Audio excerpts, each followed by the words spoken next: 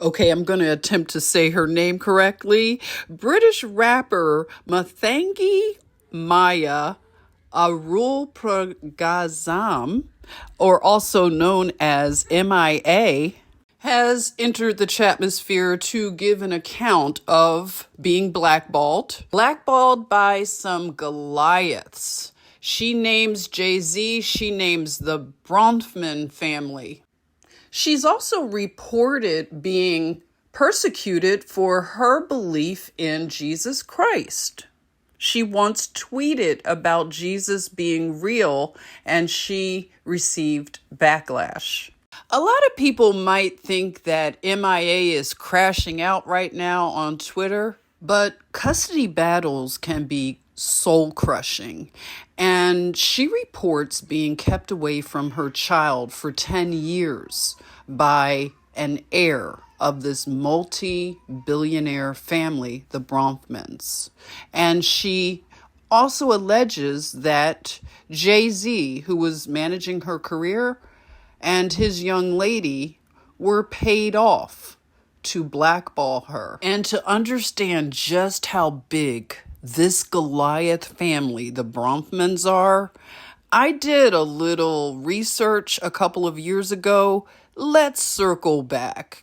Hello, Jennifer Eason here. Today, I want to talk about a Canadian crime family, the Bronfmans, and their connection to the Trudeaus. Well, we'll start off in 1800s. Why not? So in the 1800s, the Bronfmans immigrated from Russia to Canada. They were given land in Saskatchewan. Now, the story goes, the patriarch of the family was a farmer back in Russia, and he brought tobacco seeds and had no success growing them in the harsh climate. So the family got into the hotel business. Now that too proved to be non-profitable until they added prostitution and booze. So their brothels were called boozeriums. And actually the name Bronfman translates to liquor man. So there were 4 brothers, Abe, Harry, Alan, and Sam. Now Sam becomes the most prominent of these brothers. He was the youngest, but that didn't mean that he wasn't the most powerful. So Sam, being the baby, was very brutal to his older brothers, very aggressive. They say he had a violent, explosive temper, and he eventually dominated his brothers and took over the family business. Okay? Now, the brothels were very profitable, I said, and also they expanded the business. They got around the prohibition laws in Canada as well as the US.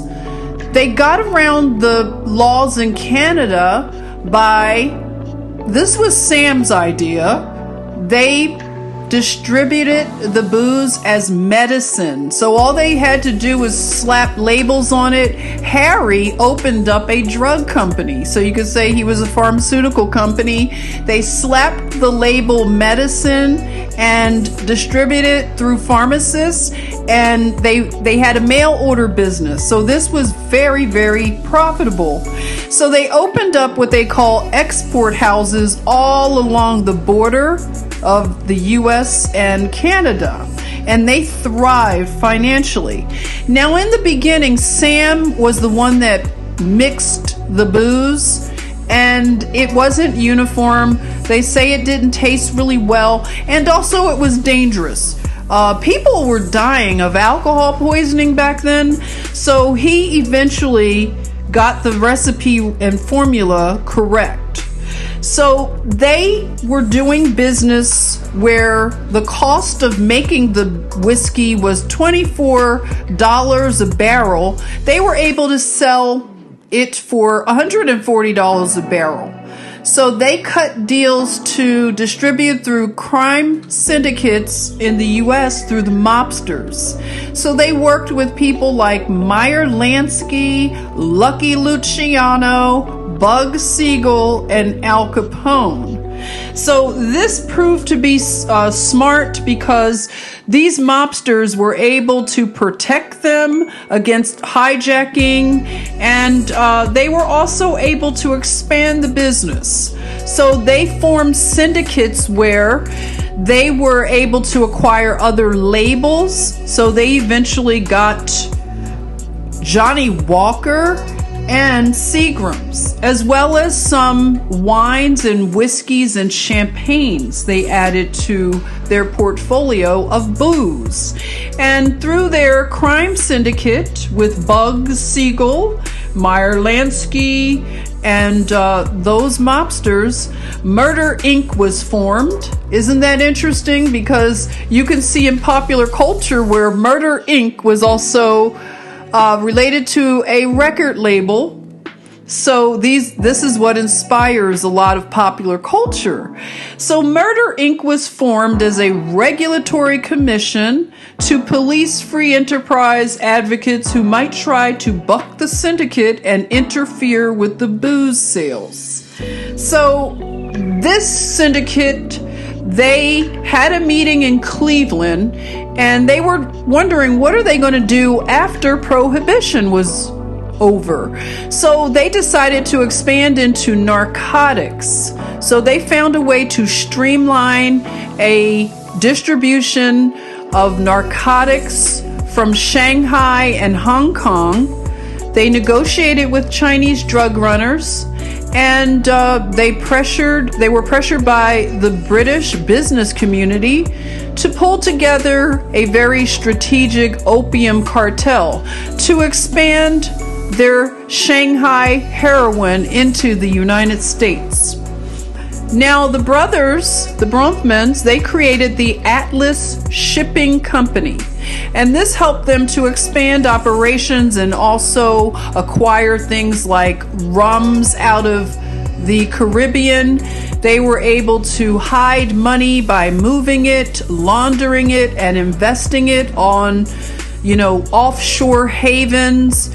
And lots of banks were backing them. Banks that were in Hong Kong, Shanghai, the United States, Britain, Canada, and Switzerland. And all of this system, it revolved around drug money.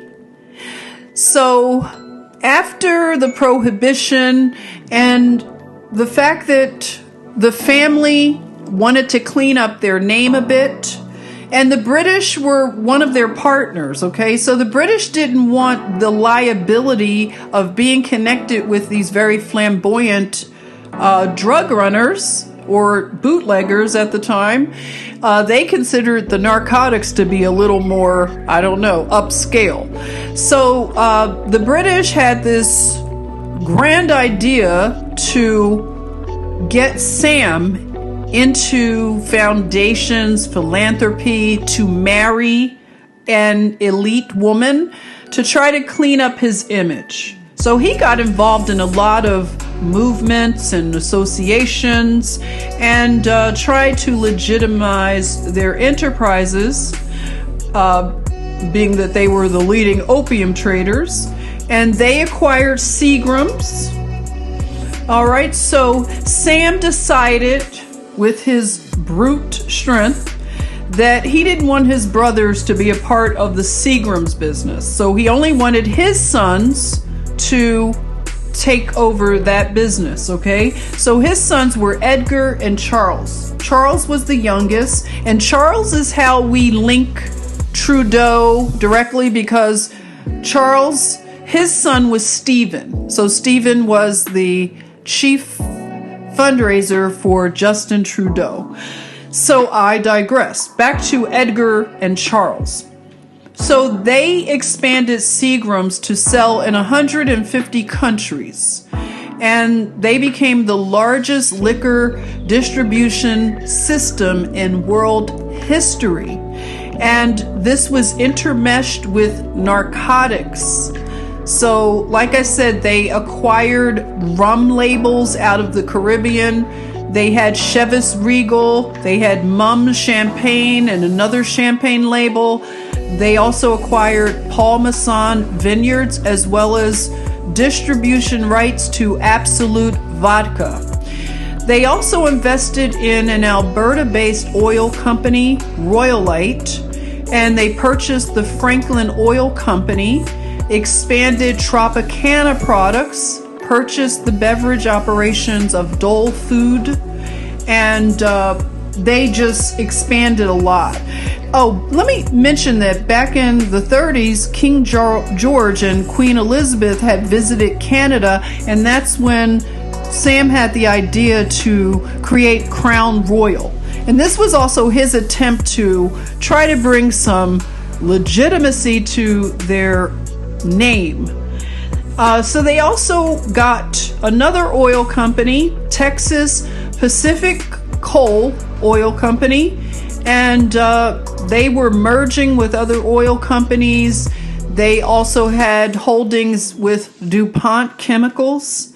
And Sam, in 1969, they cleaned up his image so much that he was made a Knight of Grace of the Most Venerable Order of St. John of Jerusalem, Her Majesty's official order, and he won the Order of Canada, and that was the country's highest honor for lifetime achievement.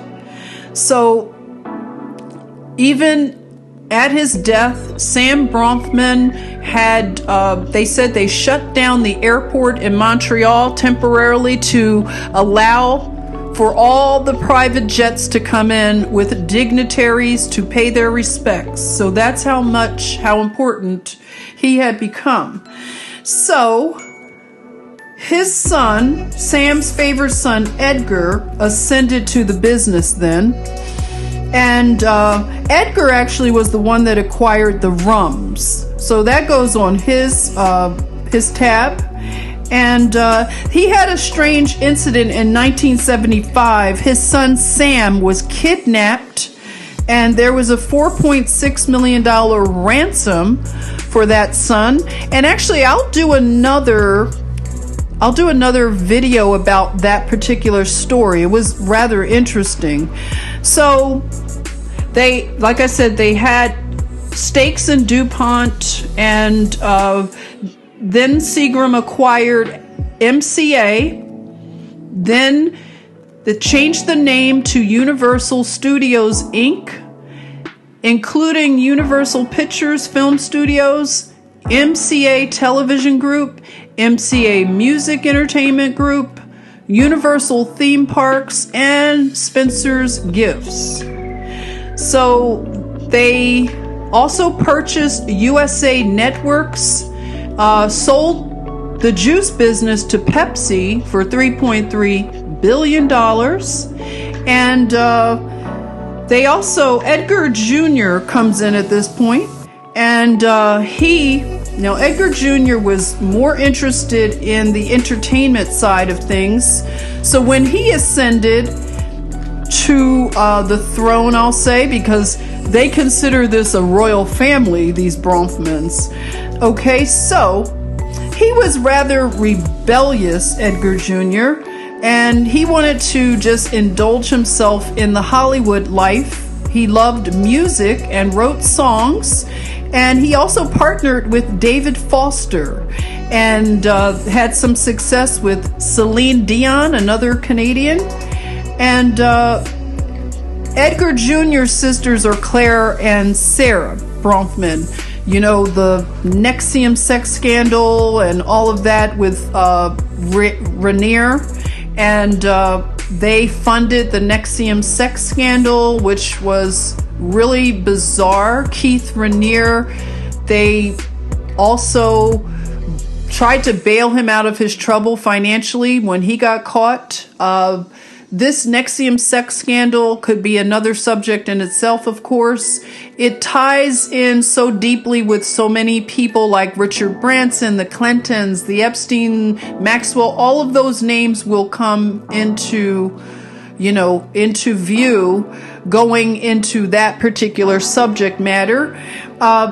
So Edgar Jr.'s sisters, Claire and Sarah, they pretty much spent almost all of their money, their inheritance, on this project of theirs, this NXIVM sex scandal, and trying to keep Keith Raniere out of jail and try to punish his enemies. And they lost every case, it said. So what happened with Edgar Jr. is that he got into a partnership with Vivendi Universal. So the CEO, Jean-Marie Messier, he did not make good on the promises to create an entertainment empire. And basically, Messier, he did some really bad investments and ended up losing the family 2/3 of their fortune. So they lost so much in these dealings. So Edgar Jr. brought a lot of loss to the family. And besides him writing songs and things like that, he married a black actress named Sherry Brewer. And he had a daughter named Hannah. And Hannah, she factors in as a really big social media influencer and a DJ. Sherry Brewer, being a black actress, I wanted to note that it said that Edgar ran into some problems with his father over marrying a black woman.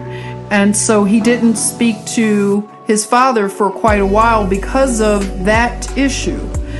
So Hannah is a DJ. Did I mention that?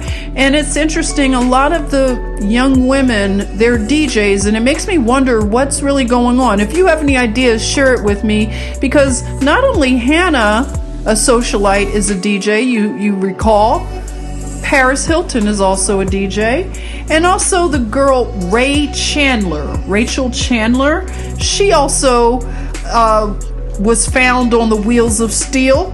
And I just wonder what that is all about with these young socialites and their DJ skills, traveling all over the world. Interesting. So let's see.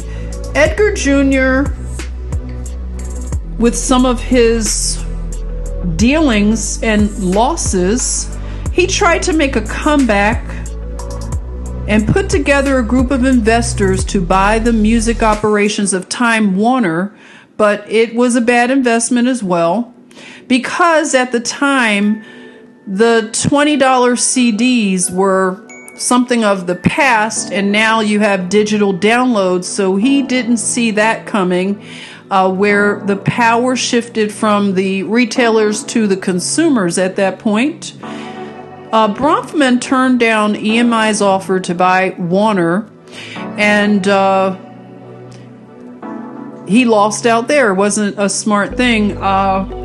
So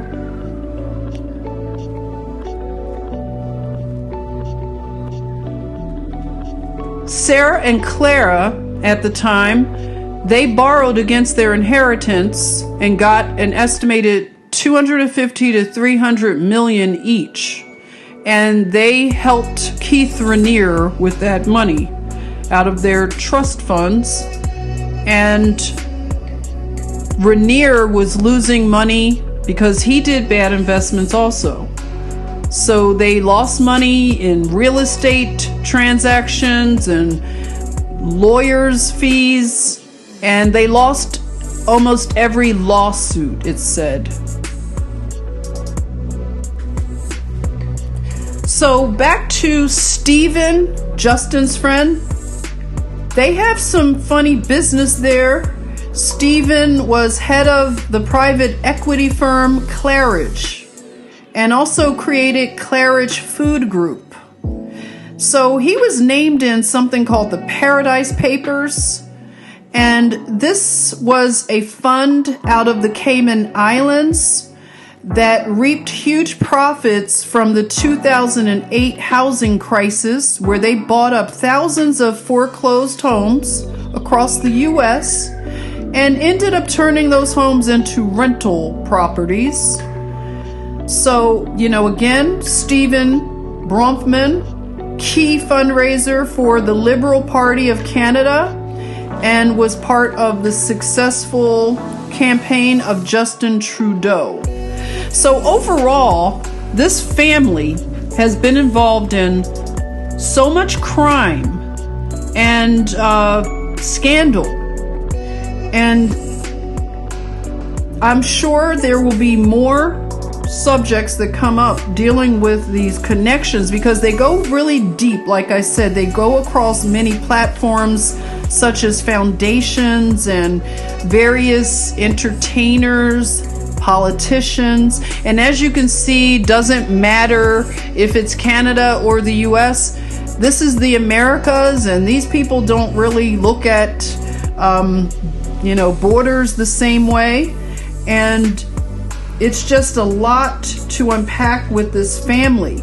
Also, another thing that happened during the downturn and the loss on Edgar Jr.'s watch, the Seagram's building in New York City, they had a building in New York City, and it was touted as being this architectural beauty, but it was rather plain. It's really hard for me to get impressed with these newer buildings when you think about the older construction. But I mean, it's really, plain. But it was said that it really added to the skyline of New York City. So, that's debatable. But they had to sell that building. And it was sold to the Teachers Insurance and Annuity Association of America, or TIAA. And they had a Seagram house in Montreal, Quebec, that was donated to McGill University.